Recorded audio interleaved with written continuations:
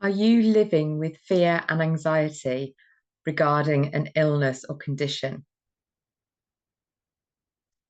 Well, my name is Gina from Gina Dallison Coaching, and I help people feel better with a chronic illness.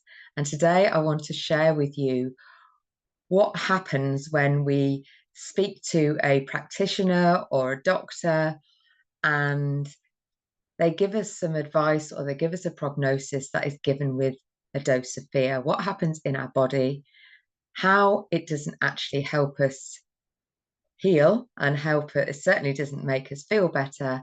And also, I'm going to share with you a technique that you can use to help you deal with those fears and anxiety and see your situation in a bit of a lighter, more focused and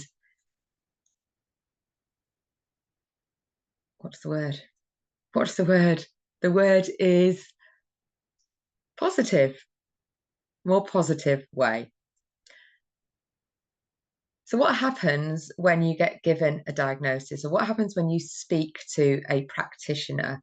And this can be an actual doctor, or it can be a holistic practitioner as well.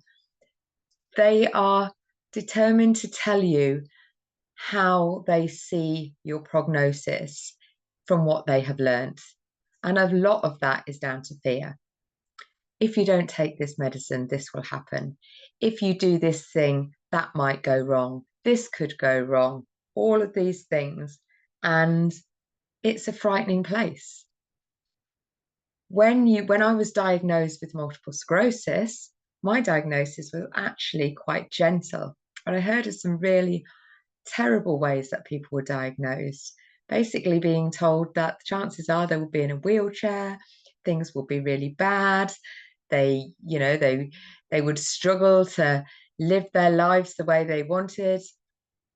And as well as being faced with this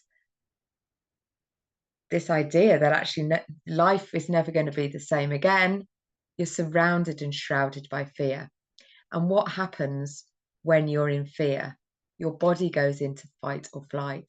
It is getting ready to fight that tiger or run for your life. Cortisol gets spread all over the place. The adrenaline gets pumping and you're ready for action. But what happens? No action is necessary. There isn't an actual tiger. There is nothing in front of you to fight right now. There is an idea of illness and what that is.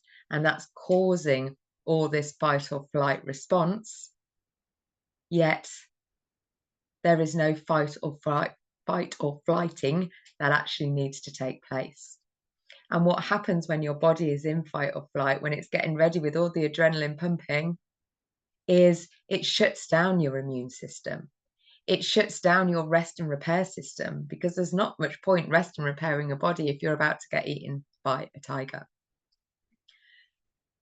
So really what you need to do is get rid of the fear, because although the fear is there, yes, you might end up in a wheelchair one day, but you might not. So our brains are hardwired to go to the worst possible situation, because by going to the worst possible situation, you can almost risk assess to stop it getting that far. But when it's something like a prognosis for an illness, nobody actually knows how it is going to pan out. I've spoken to hundreds of people that have been diagnosed with multiple sclerosis. Some of them did end up in a wheelchair for a while. Some of them are in wheelchairs. Hey, I'm using a wheelchair right now. But there's also a lot of them that are actually living symptom-free. There are a lot of them that are managing their symptoms so well that actually they're running. There's no wheelchair in sight. So when you're giving a fear a what if, that is one possible scenario that what could happen. There are an infinite scenarios of what could happen. If you speak to 100 different people with MS, you will have 100 different scenarios of how their life is now. No one person is ever going to be the same. So by focusing on a fear of what could happen, of what if, then you're focusing on what you don't want. And what's quite interesting, if you wanted to, if you're looking to achieve a goal, if you're wanting to do something that's a little bit out of your comfort zone, for example, my dream and ambition of taking part in a triathlon, fully able-bodied one, where I'm in a wheelchair right now, where I have no idea how that's going to be. What are the first 3 what ifs that come into your mind if I think I'm going to go and take part in a triathlon? I asked this to a friend the other day, and the first thing that came into her mind was, you could drown. That didn't actually come into mind, but yeah, that is a potential. I could drown, especially because I want to go open water swimming. What else could happen? Well, I could have a flare-up and actually make things worse. My body could go into complete overdrive and it'd be terrible. Or I could put it out there as a thing like I'm doing and never actually get anywhere and just look like and feel like a bit of an idiot. So my solution to your fears and anxieties is to write them all down. Get a notebook and write them down.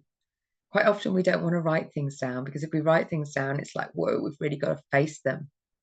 And facing our fears, nobody really wants to do that because it's scary. Fears are scary. That's the point of them. But actually, by writing them down and looking at them, shining a light in them and recognizing, yes, this could be a thing. But the next part of the exercise, after you've written down all your fears, recognize them, acknowledge them as fears. So yeah, I could drown if I tried to take part in a triathlon. It is a potential.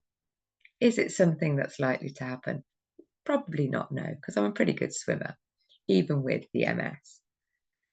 And if I wasn't, well, by the time I get to my triathlon, I will be a better swimmer. So you can put things in place to actually alleviate those fears. And then you can also decide, actually, yeah, I'm not going to focus my attention on that. So write down the fears, have a little burning ceremony. Just decide that is not going to be that's not going to be where I'm at. I'm not going to drown. I am not going to have a flare up. I am not going to focus my attention on that. So have a little burning ceremony, create yourself a little ritual, have some fun with it. Come out with some really way out, outlandish fears. Maybe a pterodactyl could come out of the sky and get me up and eat me for breakfast. Is that a likelihood? No. And I'm not going to focus my attention on it. And then the second part of the exercise is to go down the what if something good happened? So what if I go for this triathlon and I actually succeed?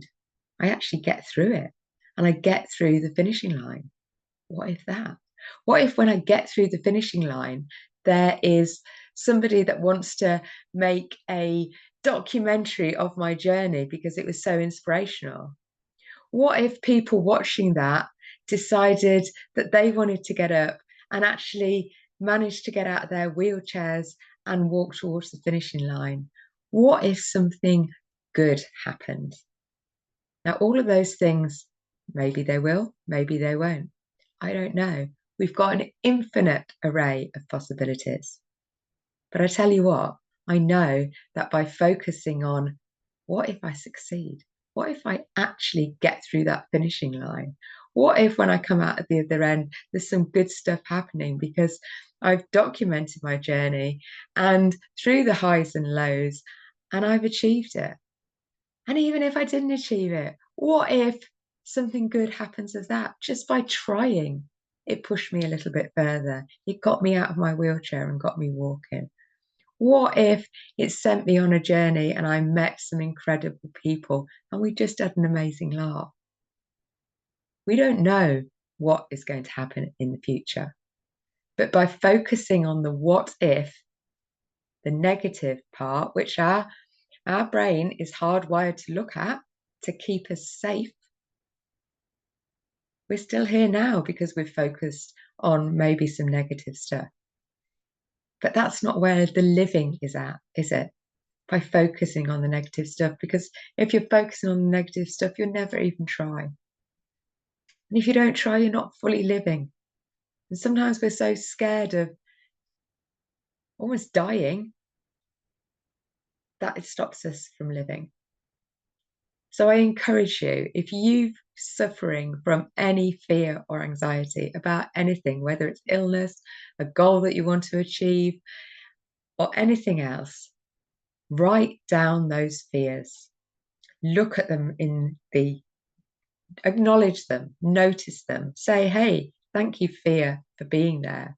I recognize that you could be a thing, but I'm not choosing to focus on you right now. So I'm going to rip you up and throw you away, or I'm going to burn you, and you are no longer even in my mind. Because where are all these fears? They're in here. They haven't happened yet. And if you don't focus on them, they're not going to. And then switch it around and play the what if game. What if? What's the most amazing thing that could happen if you did this thing? What is one of the most incredible things that you could feel if you did this thing? And just decide again. You don't know what's going to happen. But which one of those makes you feel better? And whichever one makes you feel better, focus on it. You don't know what's going to be, what's on the next part of our journey. We don't know. But when we try and do something, when we push ourselves a little bit out of our comfort zone, whether we succeed or fail in that goal is not really important. It is who we become in the moving towards it. And every little step that we take towards where we want to be makes us feel that little bit better. And if we can keep focusing on the good what ifs, then we will feel better. So my name is Gina Dallison. If you like what you've heard here, if it's been useful, please share it with somebody that it could help, because it is a simple mindset trick, but it helps us feel better. And when we start feeling better, especially when you're living with illness or disability, life can feel really hard sometimes. And sometimes it's just a little shift in how we see things can make us feel a lot better. I can't walk very well right now, but I feel great because I know I'm moving towards a direction that I want to be going in, and I'm focused on that. Will I get there? I don't know, but I like to believe that I will, because that makes me feel much better than believing that I don't. So if you like what I was saying, subscribe, and then you get the little bell notification and you get to know when I upload more videos. If you want some help with your what ifs, I'm going to share the link to my Calendly. Well, it's not a Calendly, it's a TidyCal scheduler. Come and have a 30-minute free consultation with me, and I will help you have a look at your what ifs and help you feel better, no matter what is going on in your life right now. I believe in you. I believe in a beautiful future. So let's go for it. Love you loads. My name's Gina.